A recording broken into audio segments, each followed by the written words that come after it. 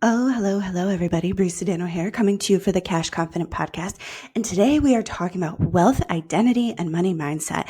And so my hope for today is to explain to you the difference between those two concepts and kind of how they play together and what to do if you are looking to really make big moves in your business, in your money, in your profession, however, all the ways to say that. And yeah, why wealth identity is one of the things that I really focus on when I'm working with my clients inside the Limitless Wealth Mastermind. So, all right. What I want to explain is that there are a few different aspects of ourselves that we need to have in alignment for things to be easy. Now, can we do things when these things are not in alignment? Yes, we can. And is it more hard? Absolutely. And this is when what I'm going to talk about is out of alignment. This is the place where we see a lot of walking in circles, trying to figure things out, getting in our own way, self-sabotaging, like just delays. Like if you've ever been in a situation where you're like, dude, if this was my client or if this was my customer, I'd be able to sort this thing out in a minute. And I seem to be looking at the same problem over and over and over again. Then I'm going to be talking to you. So listen, we need our goals, like our financial goals, our desires, right, to be in alignment with our wealth identity. And we need our money mindset to be in alignment with our wealth identity and our goals. And then we need our money management to also be in alignment with those other three things. So your goals, what works best when you're setting your goals is that they are set on like the truth of what you truly desire, like the things that you really want, the stuff that is the truth of what makes you tick. And I do want to point out that desires and goals are a little bit different because a desire is like the life force moving through you, the thing that like Napoleon Hill talks about, a burning desire, the thing that you want so bad, the thing that like you wake up thinking about, And for many women that I've worked with, desires can be repressed, denied, rejected, and just really not given any attention to. And that can really make for interesting goal setting. So when your goals, this very like masculine, what I'm going to do, how I'm going to do it, the time frame, the plan, that, goals is when we start to get these desires, like we're constructing the mental reality to make these things happen, right? These, milestones and set points and what's the word for SMART goals? I don't know.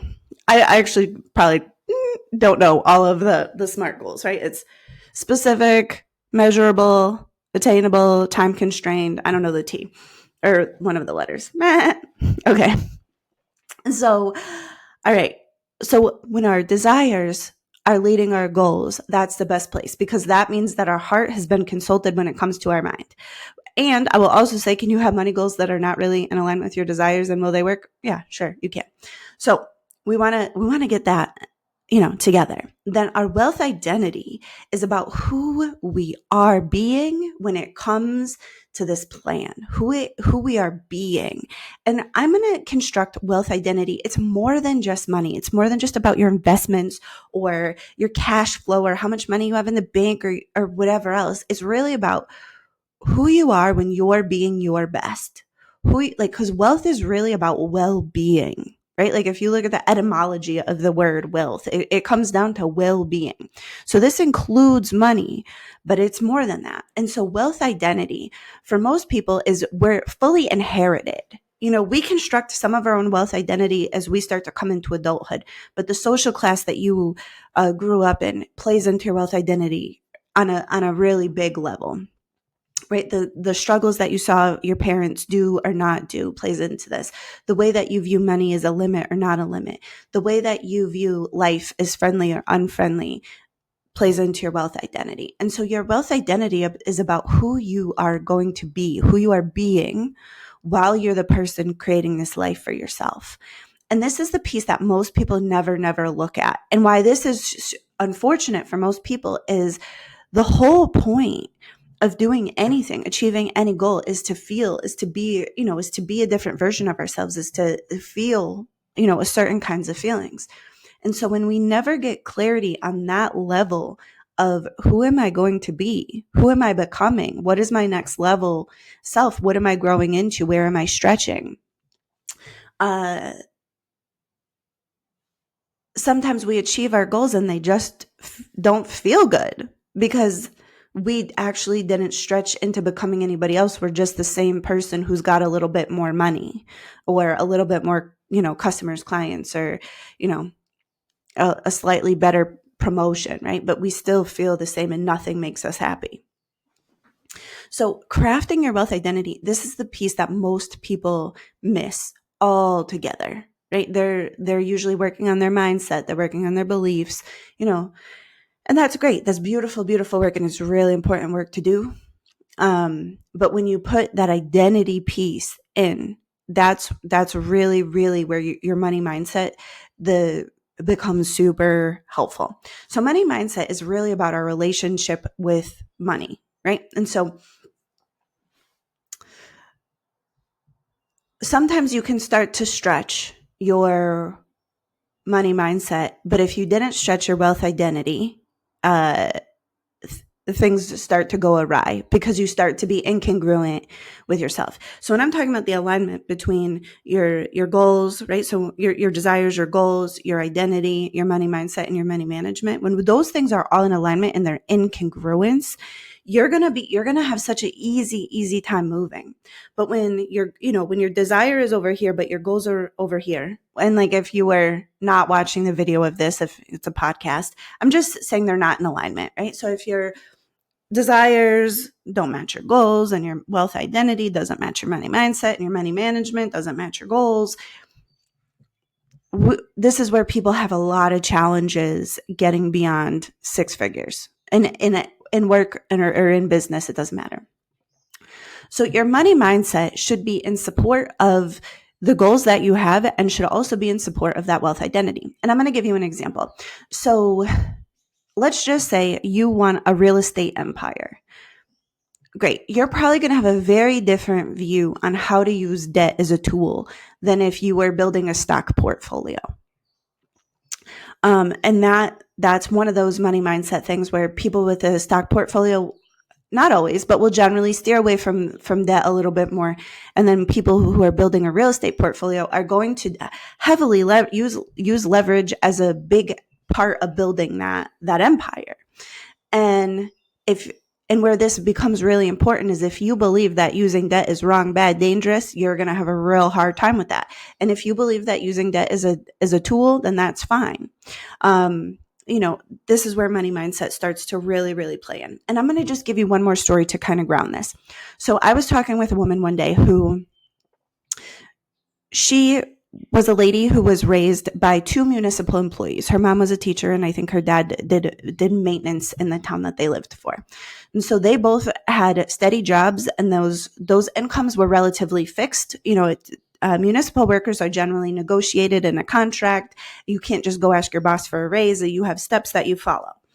So these two people who raised her were on a very set path where their income was very predictable and very reliable. And so they had a great money mindset for that situation. So they said, live within your means. Don't use credit card debt. Pay your bills every month. Make sure you save for retirement. Make sure you have money for an emergency. And so this was all constructed. All of these money mindsets, all of these little belief structures were constructed to help for that reality. And so listen, this lady calls me and she's got a great money mindset for that reality. Where the problem came is she borrowed money to buy a business. So she borrowed this money to buy a business, and what happened? Well, now she's up again. Now she's on the wrong side of her judgments about credit card, or like around debt. Actually, it wasn't credit card debt. So she's feeling really bad about the debt. And so what this does is it drives really interesting decision making. So in order to try to get out of this debt, when I looked at her situation, I was like, the debt that you have is appropriate for the amount of cash flow that the business is flowing. I would not be rushing to pay this debt off. This debt is planned for. It's fine. The business can continue to grow with this amount of debt. And so what she was doing was she was taking all the extra cash flow that the business actually needed to grow and to flourish and to be able to pay her. And she was putting it all towards the debt to get out of debt faster. But what this was doing was that now the business was not growing and she was not getting paid. And so now this money problem that she constructed based on these old opinions that her parents gave her is causing massive amounts of money, stress, and tension in her life because she upgraded her wealth identity. She went from an employee identity to a business owner mentality, but she didn't update her money mindset. And so her money mindset was then out of alignment with her goals and desires, and everything felt bad because she felt incongruent with who she was, right? And so the money management piece then followed that, and it started to really make a mess. That's like, this is the perfect example of what I'm talking about. And so your wealth identity is always going to be moving, right? Like, we're going to go from people like, I'll just use my own example. So I grew up somewhere in the middle class, and I had an interesting upbringing around money where, my house often felt like poverty, even though I was well educated and the priorities were just interesting, right? And so there was a lot of dissonance there for me. And so I had an employee mindset because I really craved financial stability. And then I didn't want that anymore. And I actually went into sales first. I was a stockbroker. I sold stocks and bonds, and that's part of my story. And that was one thing. And then I started to own my own business. And so my wealth identity has upgraded, several times. And there's been aspects of that have also been upgraded along the way. And so your wealth identity is always going to be shifting and changing as you grow and you expand. So none of what I'm talking about is static. It's not like a set it and forget it type thing. Your money mindset needs to be able to shift and to change. So I'll just give you another example. When I first started, when I started working with this, I was working with my own money mindset. And so I read T Harv Eker's work and Amanda Francis's work and Denise Duffield Thomas's work. And I couldn't even tell you the amount of books that I've read on abundance and money mindset and how many thousands and thousands of dollars I've taken on courses. And what's cool about that is that I learned a lot of this from a lot of different angles. But what I also learned is that money mindset is really not the same thing as a growth and expansion mindset. Money mindset is about, what's my relation? Do I hate money? Do I think money is the root of all evil? Do I let money set my boundaries for me? Am I afraid of money? Do I think that I'm going to lose my health, my happiness, my spouse, if I have more money? These are common money mindset, issues that people have with their money mindset. But what nobody's talking about I've not that I've taken every single course out there, but I've taken a lot, is the way that your money mindset has to attach to your wealth identity, and that has to attach to your goals and desires. And then your money management also has to do that. And what I find when I work with my clients, I can see very, very easily when they're out of alignment with themselves, and then we can push them back into alignment in one way or another. And then this is where we start to see results happen really, really quickly, because this is where we're not fighting with ourselves. This is where we can start to really clean up that internal conflict that makes us feel like the thing that we want to do is so scary, or I actually feel bad if I do this, or can I charge more? Are people going to, this like internal dialogue. So we have to anyways, what I want you to take away from this is just, I want you to start to think about like the truth of what you want, and then your goals, and do those things match up? Do your goals match up the truth of what you want? And I'll tell you, there's a lot of disconnect for people there. I'll give you an example. Actually, it's a friend of mine. It's not even a client. It's just, and she's still a friend. She's not. So anyways, she wanted to start investing in real estate. And then she bought a course about something very unrelated to that as a way to make money. And I said, you already have a job where you make money. What are you going to do this for? And she was like, to make money. I was like, you're already making money. I was like, you already have a client base. You already have a spot to work. Why would you start something, a whole skill set, a whole business brand new? That energy should be going into the thing that you actually want. And she was like, oh yeah. Right. And this is sometimes when we're afraid, we get in our own way and just that thing. Right. And once that's sorted out, then you want to be looking at your wealth identity. And then from there, you want to be looking at your money mindset. And then we can put money management, like literal, practical, pay this debt off, don't pay this debt off, do this, don't do that, in order to get those things in alignment. And this is something so when I work with clients, I'm looking at this holistically. And it's one of the reasons why my clients make so much more money so very quickly, is because when you're in alignment with yourself, it's one of those things that just moves. Like you'd be surprised at how much energy we waste, how much mental thought gets wasted, and how really we can walk in a circle when we're out of alignment.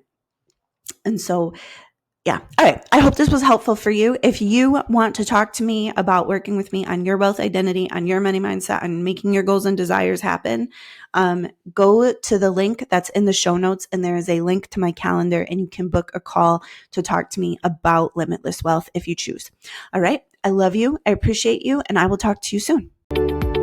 It was my pleasure and joy to talk with you today. Thank you for listening. If you found value in our conversation, I kindly ask you to share the show with a friend who deserves to unleash her financial power. Your feedback is so valuable to me. So please take a moment to leave a review. Together we can amplify the message and bring more money into the hands of good women.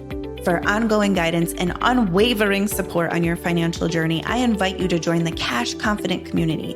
Visit www.cashconfident.com/join to become part of our powerful community of women, where we uplift and inspire one another to reach new heights of financial success. Remember, you possess the power to shape your financial destiny. And with the Cash Confident podcast and the support of our remarkable community, you are unstoppable.